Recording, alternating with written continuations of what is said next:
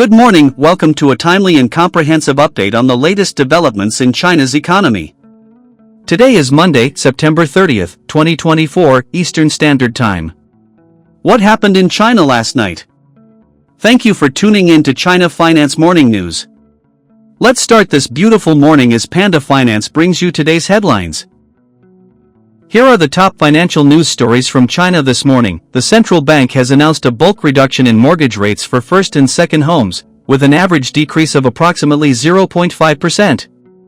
It will also allow adjustments to the mortgage rate spreads based on the loan prime rate, LPR, removing the previous one-year minimum for mortgage rate repricing. Commercial banks are required to implement uniform bulk adjustments to existing mortgage rates by October 31. The State-Owned Assets Supervision and Administration Commission, SASAC, has announced the establishment of a systematic and regular work mechanism to enhance a targeted, differentiated, and long-term evaluation and policy support system for technological and industrial innovation. The initiative encourages state-owned enterprises to boldly experiment, aiming to act as long-term, patient, and strategic capital for the development of the real economy. The Securities Times reports a rapid increase in brokerage account openings. On September 29, the China Securities Depository and Clearing Corporation temporarily opened its services to facilitate this surge, with brokerages planning to conduct online account verification on the same day. Shanghai has introduced 7 new policies aimed at revitalizing the real estate market. These measures include adjustments to purchase restrictions, reductions in down payment requirements, and cuts to housing transaction tax costs. The State Council's executive meeting emphasized the need to vigorously develop integrated childcare services and optimize the precise supply of childcare services. According to the Ministry of Finance, from January to August, total operating income of state-owned enterprises reached 5.381 trillion yuan, a year-on-year increase of 1.4%, while total profits declined by 2.1% to 288 billion yuan. As of the end of August, the asset-liability ratio stood at 64.9%, up 0.1 percentage points. The central bank and financial regulators have announced that there will be no distinction between first and second home loans, with a unified minimum down payment ratio of no less than 15%. On September 29, for financial support policies for the real estate sector were introduced. On September 30th, the A-share market saw a record trading volume of 2.6 trillion yuan, with the Shanghai Composite Index surging nearly 250 points.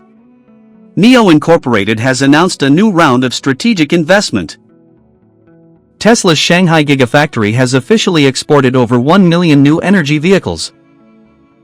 During the National Day holiday transportation period from September 29 to October 8, China's railways are expected to carry 175 million passengers, with October 1 projected as the peak day, likely surpassing 21 million passengers.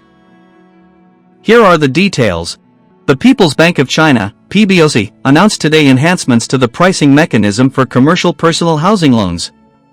The revisions allow for the renegotiation of interest rate spreads on eligible existing mortgages, aimed at facilitating a reduction in mortgage rates.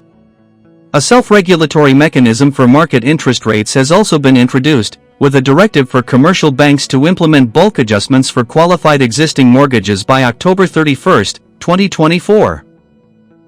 For existing mortgage rates with spreads exceeding -30 basis points, these rates will be uniformly adjusted to no lower than -30 basis points and not below the current lower limit for new loan spreads in their respective cities, if applicable. This is expected to bring the interest rates closer to the national average for new mortgage loans, with an anticipated average reduction of around 0.5 percentage points. To adapt to new changes in the supply and demand dynamics of the real estate market, there will be no distinction between first and second home loans during both the bulk and regular adjustment phases, excluding cities with specific minimum rate policies. This initiative aims to guide both first and second home existing mortgage rates down to levels closer to the national average for new loans, thereby easing the interest burden on existing mortgage borrowers. The journal Qixi has published a signed article by the State-Owned Assets Supervision and Administration Commission, SASAC, titled Promoting New Momentum and Breakthroughs in State-Owned Assets and Enterprises Reform. The article emphasizes the need to strengthen industrial and technological thinking in the regulation of state-owned assets. It calls for improved functional configuration and institutional setup of state asset regulatory bodies, establishing systematic and regular mechanisms to guide enterprises in enhancing technological innovation, developing strategic emerging industries, and supporting major national strategies. Additionally, the article advocates for a precise, differentiated, and long-term evaluation and policy support system for technological and industrial innovation. It explores the creation of a more inclusive and prudent regulatory framework for new industries and business models, enhancing institutional support in new fields and sectors. The aim is to encourage state-owned enterprises to boldly experiment, positioning them as long-term, patient, and strategic capital in the development of the real economy.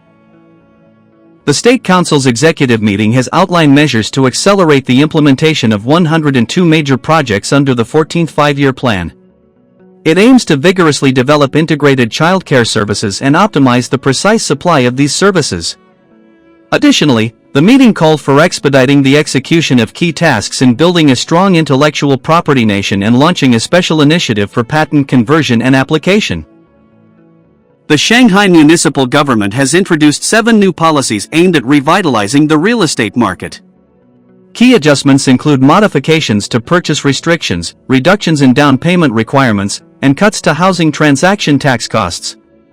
Notably, the holding period for individuals selling residential properties to qualify for VAT exemptions has been shortened from 5 years to 2 years. Additionally, the minimum down payment ratio for first-time commercial home loans has been lowered from no less than 20% to no less than 15%.